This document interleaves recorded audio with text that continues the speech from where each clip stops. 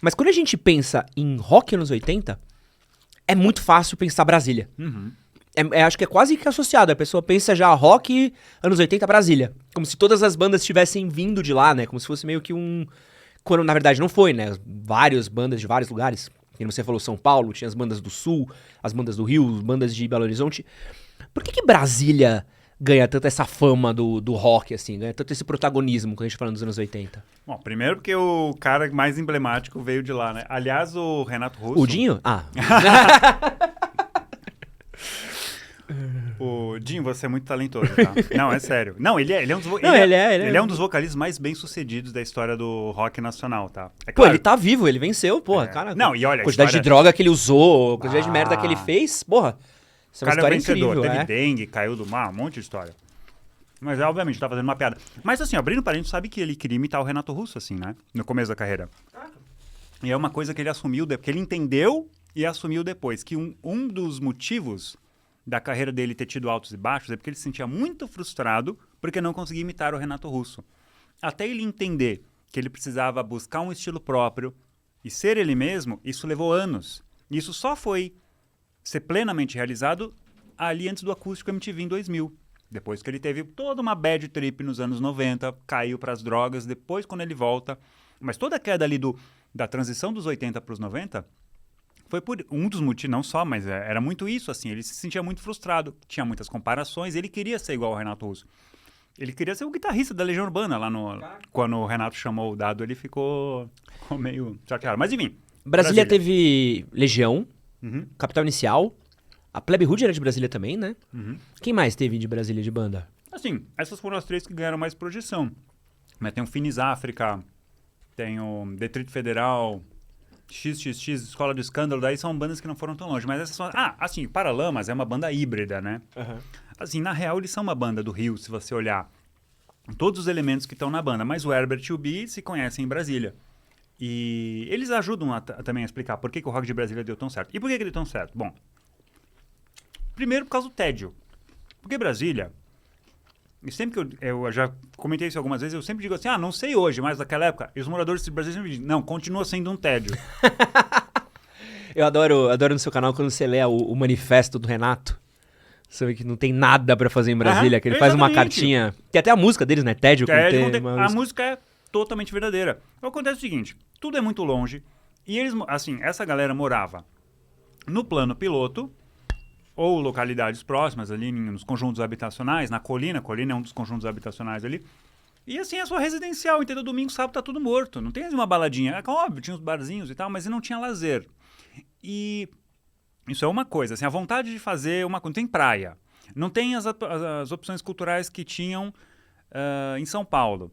Não tem para quem mora em Porto Alegre, não tem as praias de Santa Catarina, né, por aí, né, que é onde vão os gaúchos no verão, por exemplo. Enfim, não tinha opções de lazer. E tinha molecada também que era arrastada por causa dos militares, né? Então devia ter uma molecada que acabava tendo que ir com o pai, mudar, devia ter todo esse esquema também. Calma, já vamos chegar lá. Então, assim, você tem o tédio, primeiro. Segundo, você tem muita gente viajando pra fora. Filhos de diplomata e filhos de militares, isso que você falou. E que trazem a informação lá de fora. Porque aquele era o momento que consegui comprar alguns discos. Por exemplo, o Renato ia para o Rio para comprar disco. Porque como ele nasceu no Rio, saiu do Rio aos 11 anos. Em 71. Acho que foi em 71. Quando eles se mudam para Brasília. Ele via para o Rio para comprar disco. Essas coisas não chegavam em Brasília. Mas ele era amigo... Ele e outros conheciam filhos de diplomatas. Quando eles iam para fora, conheciam as coisas e traziam os discos. Então eles descobriram o punk lá fora. E o Renato conhece duas pessoas que viram o punk de frente, que são o Fê Lemos e o Flávio Lemos.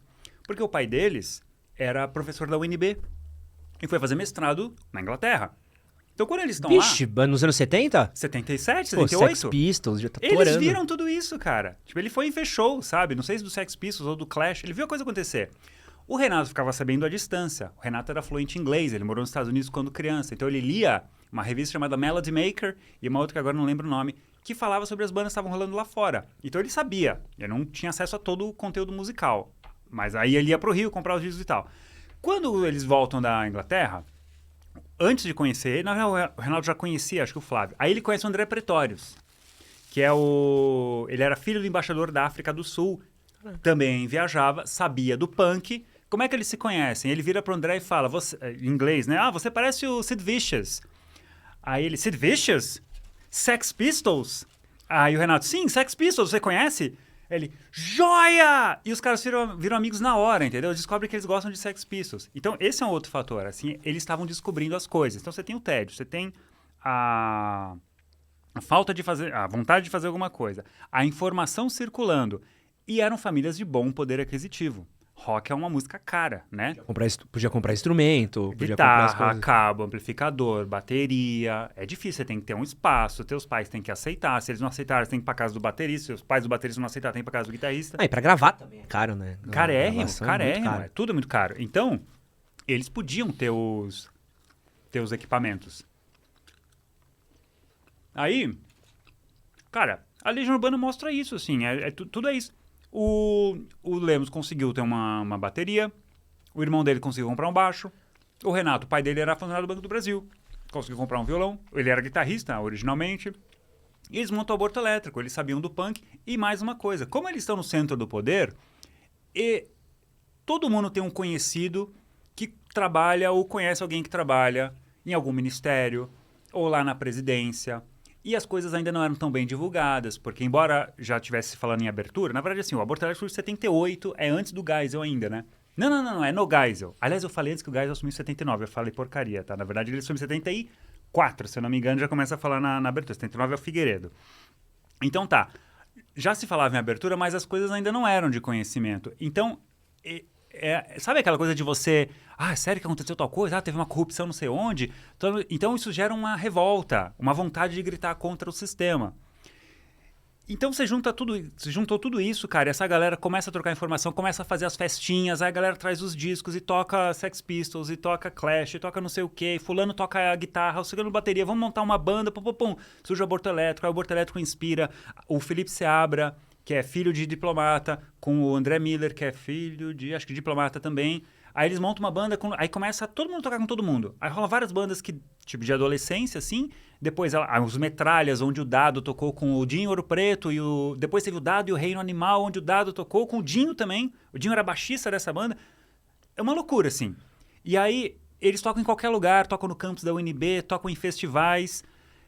Tem esse auge punk, assim, né? Mas qual que é a diferença? Em São Paulo, você tinha a galera fazendo um punk com um discurso assim, mais consciente do que eles estavam falando. Eles sabiam mais o que era. Era um punk mais na essência, entendeu? Muito embora fosse mais violento e fosse mais ligado a uma galera que estava, assim, querendo protestar contra as injustiças as quais eles viviam. Ou seja, era a classe trabalhadora.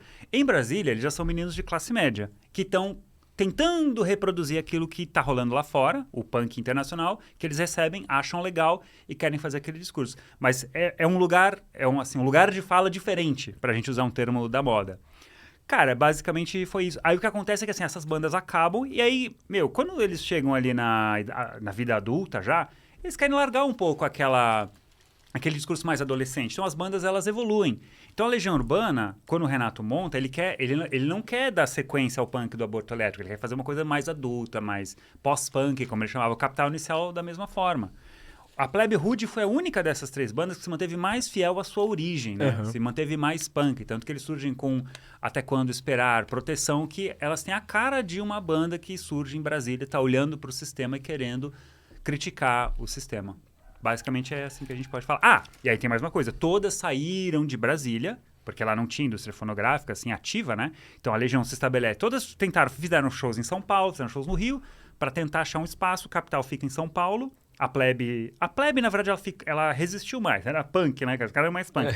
Então eles gravaram, voltaram para Brasília, aí começou a tocar o clipe, depois tiveram que se mudar. E a Legião se estabelece no Rio. Então é basicamente isso. Esse que você acabou de assistir foi um corte do nosso podcast sobre rock nacional. Para você assistir o episódio completo, clica aqui do lado. Vou deixar também um outro corte que com certeza você vai gostar. E não esquece de se inscrever no nosso canal. Valeu!